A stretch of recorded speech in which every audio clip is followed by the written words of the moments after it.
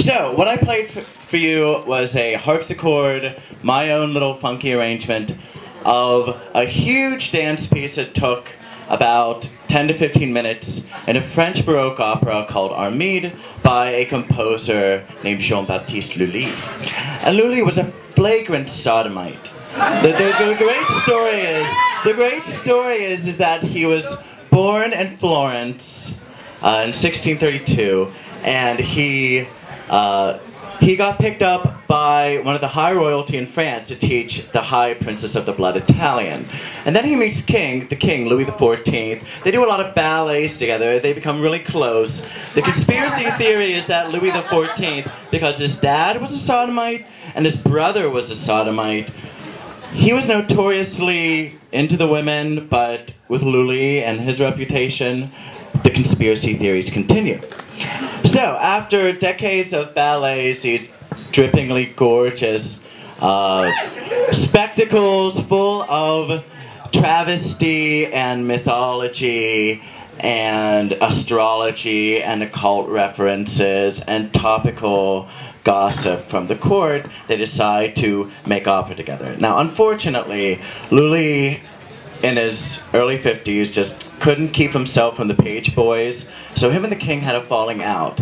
Now, what this did is it basically made Lully even more of a libertine than he was, because without the king's patronage, there was this community of very libertine people who all hung out kind of like this. And they all were friends and lovers and skeptics and radical philosophers who were into some crazy mixture of stoicism and material Descartianism. But the whole point is that we represent in the 17th century that crazy time where a lot of beautiful magic, and for all of you pagans, you know, it is both a wonderful century where witchcraft and occult and astrology sort of had its last blossoming before the Enlightenment. And so what this music means to me, both as a scholar and as a queer person who is into the queer history of music, is that, yes, you know, for all of us who've taken any queer theory, there's not quite anything called queer in the 17th century, which is why I like to call it libertine.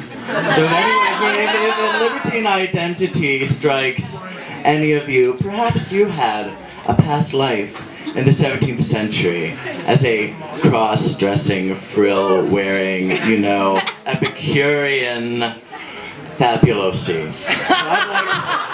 So I'd like to end this and think about, and this music was meant to be danced to, was meant to be fucked to, it was meant to be all these wonderful things.